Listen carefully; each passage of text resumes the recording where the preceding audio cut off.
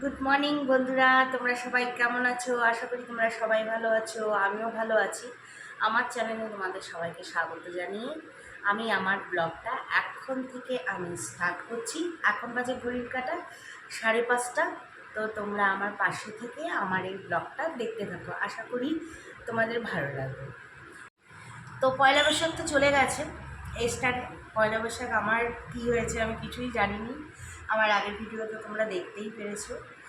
তো মানে একটা আমি নিজেই জানতাম না যে পয়লা বৈশাখ মানে স্টার্ট হয়ে গেছে। তো আমার এর মিস্টেক, আমি খেয়াল করিনি। যাই হোক, তো পয়লা বৈশাখের দিন তো আমি কিছু স্পেশাল বা কিছু করতে পারিনি, অজানা ছিলাম সব কিছু। তো আজকে আমার একটা স্পেশাল রান্না করার ইচ্ছা, তাও আবার তোমাদের দাদা আর আমার বাবানের অনুরোধে। বললো পয়লা বৈশাখে তো তুমি কিছু খাওয়াতে পারলে না, তো আজকে কিছু স্পেশাল রান্না করো। তো আজকেই একটা ওদের অনুরোধে আমি স্পেশাল কিছু রান্না করব। আজকে আমি রান্না করব, ইচ্ছা আছে বাসমতি পোলাও আর রেস্টুরেন্ট স্টাইলের চিকেন বানাবো। তো চলো বন্ধুরা, স্টার্ট করছি।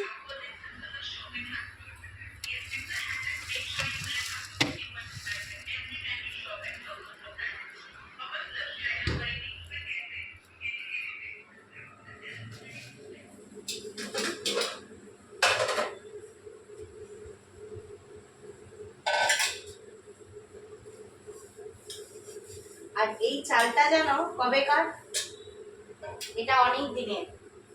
আর প্লাস্টিকে রেখেছি কেন বলো তো? কারণ হচ্ছে চালটা অনেক দিন হয়ে গেল, 1 বছর হয়ে গেল। মা যখন এর আগে এসেছিল তখন আমি এই চালটা মা দিয়ে গেছে। আর এই চালটা আমি প্লাস্টিকে রেখেছি যাতে ফ্রিজে ভালোভাবে রাখা যায়। ওটায় রাখলে তো ফ্রিজে আর ঢোকানো যাবে না। আর দেখো এখানে তাও 9 করে কত হবে আমি জানি না, আন্দাজ আমার নেই। 2 কেজির উপরেই হবে হয়তো। আর এই 2 কেজি ওটার মধ্যে ঢুকবে না, ফ্রিজেও ঢুকবে না। তার জন্য আমি প্লাস্টিকে ঢুকিয়ে রেখে একদম ফ্রিজে রেখে দিয়েছি।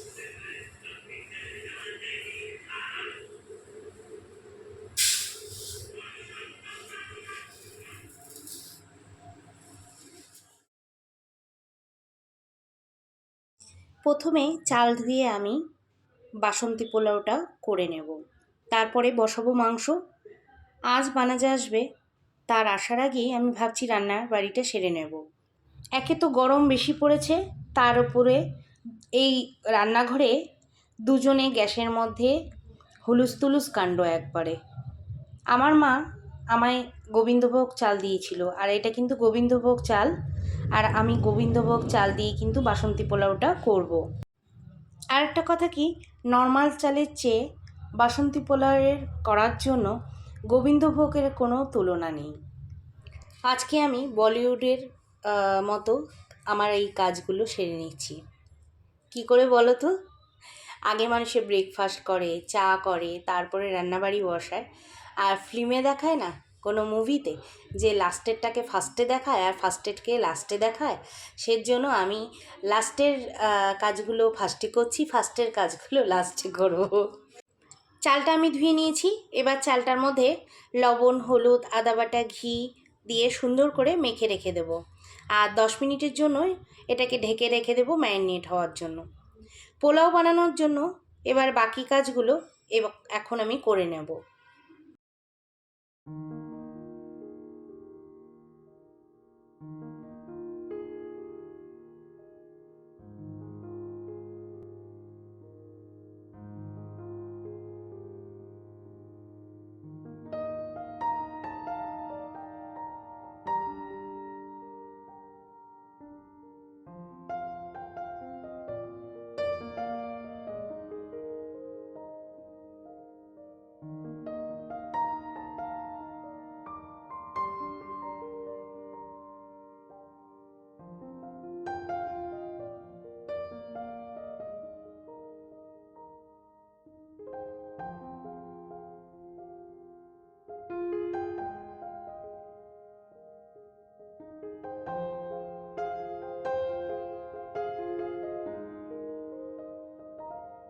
এবার গ্যাসে কড়াইটা বসিয়ে দিলাম আর একটুখানি তেল আর ঘি দিয়ে কিশমিশ আর কাজু বাদামটা ভেজে নিলাম।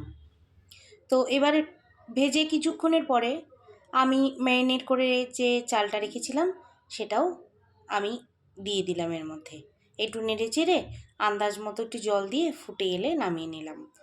আমার পোলাওটা কিছুক্ষণের মধ্যেই রেডি হয়ে যাবে। আর এদিকে বানাজার আসারও টাইম হয়ে গেছে।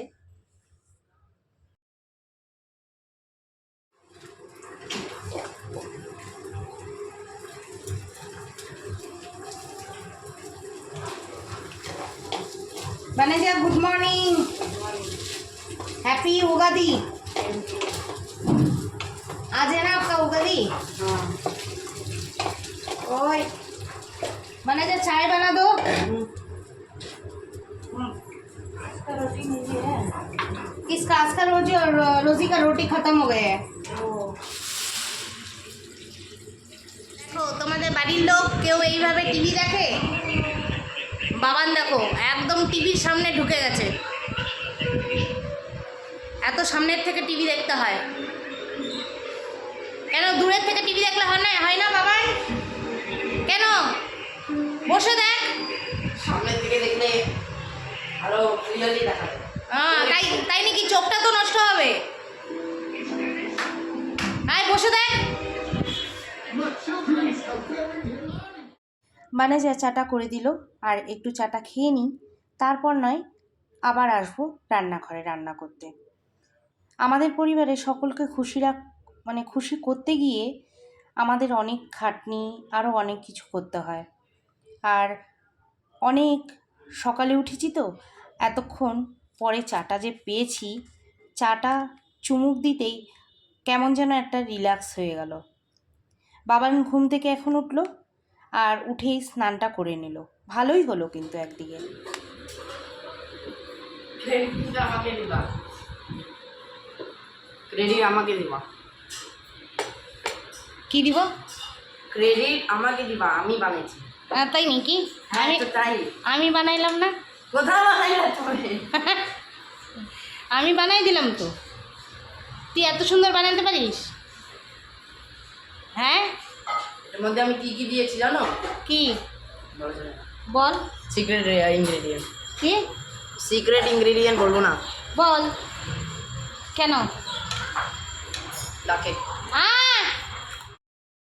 ছাদে গিয়েছিলাম একটু গাছগুলো দেখতে, যে কেমন আছে গাছগুলো, শুকিয়ে গেছে না মরে গেছে।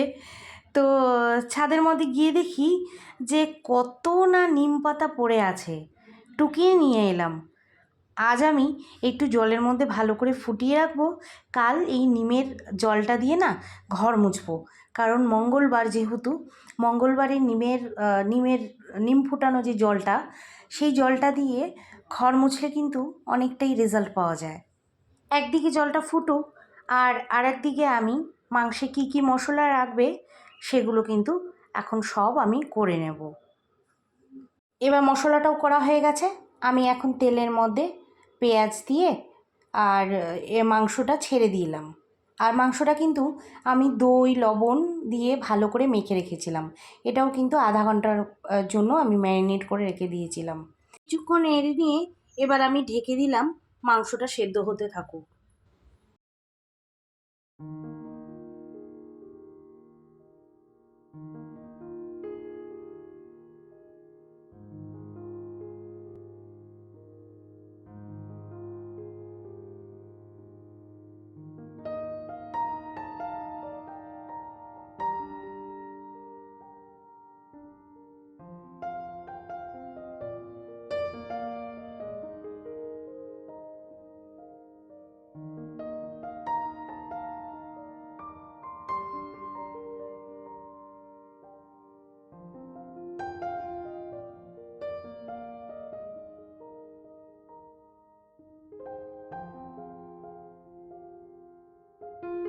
তোমাদের দাদা একটু গাছগুলোতে ওষুধ স্প্রে করে দিল।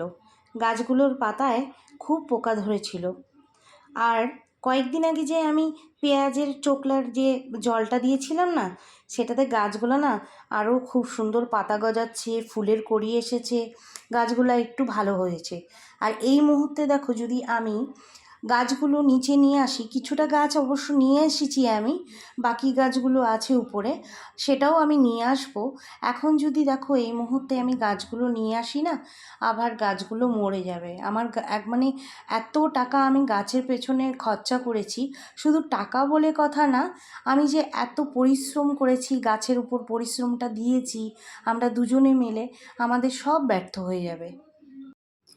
দেখলেই তো, বাবানের ম্যাগিটা করে নিল। আর আমাদের দুজনের জন্য লুচি কয়েকটা ভেজে নিয়েছি আর আলুর তরকারি বানিয়ে নিলাম। আজ ভাবলাম এই লুচি আর আলুর তরকারি দুজনে মিলে কিছুক্ষণের জন্য গল্প করতে করতে আর আড্ডা দিতে দিতে এই ব্রেকফাস্টটার মজা নেই। তাহলে কিন্তু আমি আর ভিডিওটা বড় করছি না, আমি ভিডিওটা এখানেই শেষ করছি। আশা করি তোমাদের আমার এই ব্লগটা ভালো লাগবে। যদি ভালো লেগে থাকে রোজকারের মতো কমেন্ট করে দিও, একটা লাইক করে দিও, আর সাবস্ক্রাইব করে আমার পাশে থেকো।